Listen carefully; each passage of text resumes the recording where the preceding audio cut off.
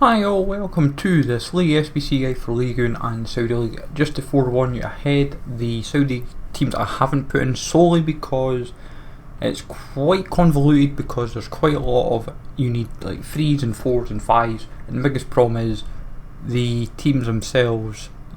You can find some of the gold for some of the teams work, and then you end up thinking, where else can I go that makes it work? But hopefully you find that useful though, just a forewarning. So you're welcome. It's my Flicks always, folks. Sub to the channel if you're new. Follow me on Twitter at G's a Legend. All the links are down below for posting the channel, and social media links as always. Prices at the moment look like about a 300k spend for League, maybe a bit less once prices maybe settle, and then 120k by the looks of it for the Saudi League. Total pack return is 250k for League and 100k for Saudi. Personally, I would keep well away from both, because you get 2/3 of League is untradeable for packs, and you've also got to factor in the untradeable pack return for Saudi for League, and then for Saudi half the league is untradeable, as along with the 25k pack that you get as well. So realistically, that's not what you want to be hearing or seeing. The common trend that I've tried to do with all the teams, and it is worth noting as well that it's not foolproof, is golds. So like, I've tried to go common gold as much as possible, and then rare golds to supplement whatever as well. Bronzes and silvers, wherever they may be, is only in because they have to be, because I can't obviously put gold in or so forth, and I may also have missed some players as well due to they've transferred and I've completely not slipped up. With teams like Bordeaux and Lyon especially, try and use as many 75 rated cards as possible, simply because it's fairly straightforward on that way, simply due to the requirements. It's try and keep away from bronzes and silvers. If you can use golds, it's a godsend, and you can probably get away with some out of position players as well. PSG is worth noting for its expense. It will be it's not just expensive, you can get away with out of position players as well in that one, namely like somebody like high rated like Dembele at like Cam. Gomes for Dijon was a handy goal. Now he no longer plays, he's now at Rennes, so goalkeeping wise proves a little bit more tricky there, but I suppose it was never going to be foolproof regardless at this stage of the game. But there's plenty to still kind of work around, and personally I feel both leagues are worth touching. If they had if they had at least a player return, I'd feel you'd at least maybe feel partially tempted to do it, but it's not worth doing. It's untradeable packs. That's pretty much what is the turn off, because fundamentally think about it, you can't sell the stuff on. Like if you pack something, oh I've packed something that's 200k, I will sell it. Oh wait, I can't because it's untradeable. If it was tradable, you'd be like, oh 200k, I've suddenly made good coins. It makes you feel like the SBC is worth doing, and it's kind of what you've got to factor in really. That it's just not worth it. It really isn't. I wish it was, but we just can't see any real justification on doing it. But it's not worth it. Like, unless you're someone that's going to save packs, like say like myself for example, and all you're interested in is packs, and you know you can trade the difference back regardless, then fair play to you. But there's absolutely no reason why over the next 5 weeks I would even do it once. There's no appeal in it whatsoever to spend 300k on Ligue and then say like 150k on Saudi and feel like it's worth doing. There's absolutely no reason, and like, you've got to have a reason to do them, and there's not. Like, I wish I could feel even remotely motivated to justify a reason why, but there's absolutely none, and that kind of sums up how they've kind of done it.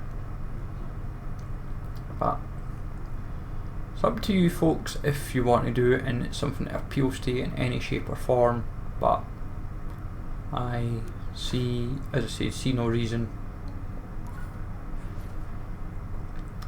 But the reason why as well we've not built the Saudi squads is because, like as we said, the teams, it's too, like, there's too many of the teams where it is like 3 or 4 players, between 3, 4, 5, 6 players that you need, and you look over the requirements and you say to yourself, how can I do this effectively? And that is kind of part of the problem with this. They've kind of knackered, it's like knackering the requirements. Like, yes, some of the teams like Al Hilal, Al Fatah and Al Hilal, Al Ittihad, Al Nasser, there's like half the teams you can get like the players in, but it's like half the teams aren't, and that's where part of the problem stems. The ones where it needs just minimum of such and such, it's you look at them and you say, oh, but then you could say it's like it sounds bad, but you end up relying on like other teams, so you end up relying on like Al Hilal players to do Abba and Al Dala, and you end up just kind of like all over the place. It's just, there's no real reason that you should feel kind of, but it's like it's a real struggle, like a real motivational struggle to say why you do it. It's like there's absolutely none. It's not worth it. Packs are, I think, worse than last year. I want to say some of them are half decent, like PSG, but to get 75k worth of packs untradeable for the group reward for Ligue isn't appealing. If it was, say, 2 ultimate packs, then people might, and they were tradable, folk would probably be like, oh, they are suddenly worth doing. But because they'd be turning a blind eye to the problem, like that's where they factor in. Unless every month, like, but even then, they're not going to suddenly change these surely every month. Like saying next month, oh, we'll give you fresh rewards. We don't fundamentally know.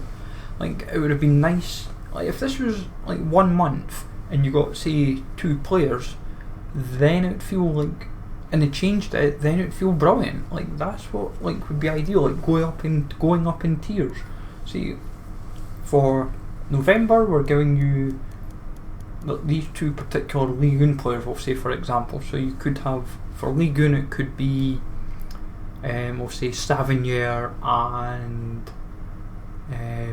like Moussa Dembele, for example. We'll say an 86 Dembele and an 85 Savignier or whatever.